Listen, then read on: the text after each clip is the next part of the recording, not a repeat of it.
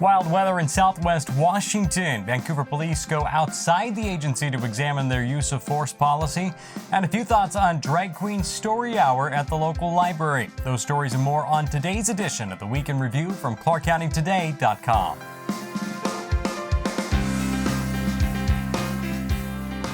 Hey everyone, happy Friday. Last weekend ended with a bit of excitement as thunderstorms rolled across the region and a tornado touched down in northwest Portland. Over the skies of Vancouver, several smaller funnel clouds were caught on video and at our Facebook page buzzing. The National Weather Service says they received no reports of damage from the funnel clouds over Clark County, but there was plenty of rain, enough to turn I-5 and I-205 into a shallow river for a short time Sunday afternoon. Vancouver police are bringing in a fresh set of eyes to go over their use of force policy following several officer-involved shootings earlier this year. On Wednesday, the public was invited to an open forum at Clark College to meet the review team. When did they not learn to not execute people in broad daylight with no care or concern for the changes that they've made? I just don't understand how my brother wasn't arrested like the rest of the community that I've seen being taken in without any instance or harm since his murder.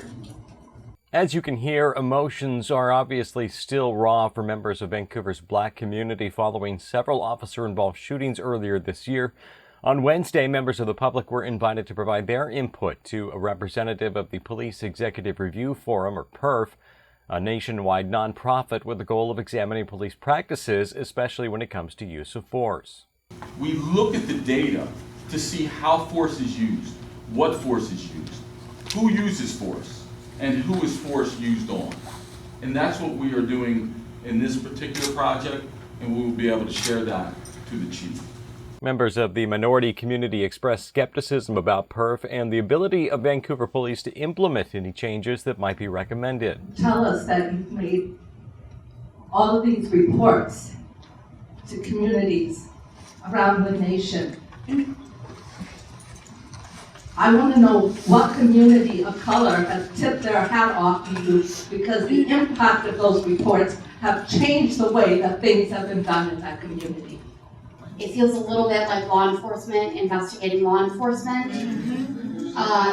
And I also just generally want to make a comment that best practices that are being used across the nation, they may be considered best practices, but when we look across the nation, even in departments that have implemented these practices, we still have what appears to be bias-based death happening at the hands of our police. Vancouver Police Chief James McIlvaine said he believes his officers are well-trained and well-meaning, but that he's open to change. I struggle with this because what I hear oftentimes is that we should be doing something differently. And trust me, we continue to look for ways of preserving life. But there are going to be those incidents, no matter how many times you train, no matter what our policies are, that it will still be justified to use lethal force. Pick and choose. That's what it looks like. 16 bullets in a seatbelt. It's not just a man. Now, PERF will interview the police officers, city leaders, members of the community, as well as reviewing the department's use of force policies and procedures. A full report is expected within the next 9 months. Well, this week marked the 18th anniversary of the attacks on September 11th, and the tragedy was remembered during an emotional ceremony at Vancouver City Hall. Community members, elected officials, first responders, and members of the military gathered to honor those who lost their lives at the World Trade Center, the Pentagon, and in Shanksville, Pennsylvania. The Community Military Appreciation Committee and Waste Connections hosted the event, while the Police and Fire Honor Guard lent their strong sense of respect and honor to the opening and closing of the ceremony. Vancouver Mayor Anne McInerney-Ogle fought back tears as she encapsulated the day, saying, "Together, we showed the world no matter what happens, we will stand." Big changes are coming to North Clark County, perhaps none bigger than the area around Northeast 179th Street and I-5. This week, members of the public showed up at an open house at Alki Middle School to see what the county and state transportation officials have planned and pepper them with questions. So right now, let's take, for example, the intersection of 29th and 179th and 50th and 179th. There are currently always stops with one single lane approaching, one single lane departing. And there's a section of road between those and going from 29th Avenue to 15th Avenue that is a 2-lane core county road that looks a bit like a roller coaster in some areas. So what we're going to be doing is we're going to be looking at the real capacity issues at the start is what is happening at the major intersections, because that's where most of the delay occurs. And so the first step is to build the section from 15th Avenue to Delphel, to build the section from 10th Avenue from 154th to 149th, and then address the intersections of 29th and 50th on 179th. The next level of projects coming along will actually add the capacity between all those segments and take the capacity from Northwest 11th to build a 5-lane road from Northwest 11th all the way to 50th Avenue.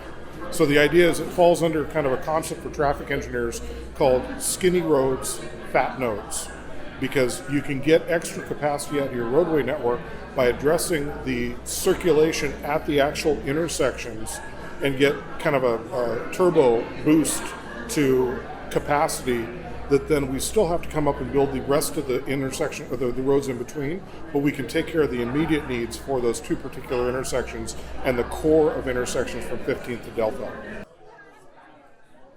The biggest projects won't happen until 2023 at the earliest, with the new I-5 interchange at 179th likely still more than a decade away from completion.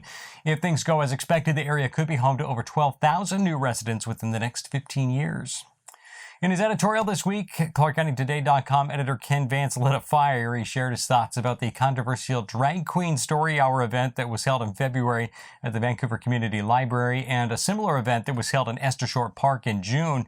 Now, back in February, we covered a Vancouver Regional Library Board of Trustees meeting, which members of the community passionately shared their opinions on the subject.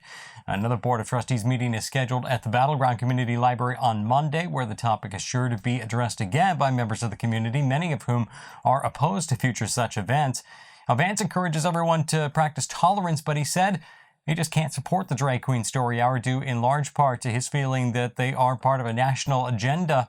Vance was also influenced by photos from the Esther Short Park event shared on social media that showed adults in what he termed inappropriate adult-themed clothing interacting with young children.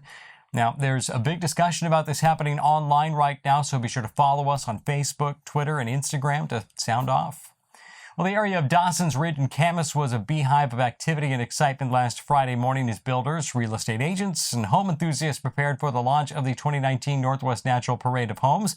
This year's 7 luxurious homes are on display, each boasting their own unique blend of style and functionality. 6 different builders are represented, and visitors are encouraged to vote on their favorites. The event will be open to the public through the 22nd, except on Mondays and Tuesdays. More info at ClarkCountyParadeOfHomes.com. Well, Clark County Today's own Jacob Granneman premiered his student-made short film last night at the Liberty Theater of Camas and Washougal. The film was written, shot, and edited by students, many from WSU and Clark County. The film, entitled We Call Them Mountains, follows the story of a man in the post-Mexican-American War era deciding between revenge and redemption. If you missed the premiere, it will be watchable via YouTube on the Gearworks Film channel in the next few days. Time now for Paul Valencia and your ClarkCountyToday.com sports updates. Happy Friday, everybody. Hey, I hope you all got a chance to see Monday's sports update. We did a little video recap, video highlights from the previous Friday's football games. We plan to do that the rest of the season on every Monday as well, and maybe even into basketball season and baseball and softball season. Who knows? And then this week we did football notes from all of the leagues. Just a reminder that at Camas, it's always special at Doc Harris Stadium. Evergreen football, they didn't win last week, but man, they played so well. They had a great comeback. The future is bright at Evergreen. In the 2A GSHL, I had something on Columbia River doing something new, at least new for this area. They did senior night on week 1. They wanted to celebrate their seniors right away, and that way there's no distractions in a league game later on in the season. So those are the notes. We had notes on all 18 teams this week. Go check it out at ClarkCountyToday.com. And on Friday night, we'll be at Archbishop Murphy is coming to Hawkinson in a big 2A game. All right, thanks, Paul. Now it's time to plan your weekend with your weekend review, weekend preview. On Saturday, you can head to Ridgefield for Oktoberfest. In September, apparently, but still, good food and lots of family-friendly fun to be had at the Ridgefield Outdoor Recreation Complex from 11 a.m. to 10 p.m. on Saturday. And Saturday and Sunday, you can catch a ride on the Chalachi Prairie diesel train from Yakult to Molten Falls. Be sure to book in advance if possible because tickets go fast. Find out more details and even more fun ideas on the ClarkCountyToday.com event calendar. And that's your quick check of some of the top stories this week at ClarkCountyToday.com. You can send story ideas or news tips via email to news@ClarkCountyToday.com. For all of us, I'm Chris Brown. Have a great weekend. Thanks so much for watching. We'll talk to you next week.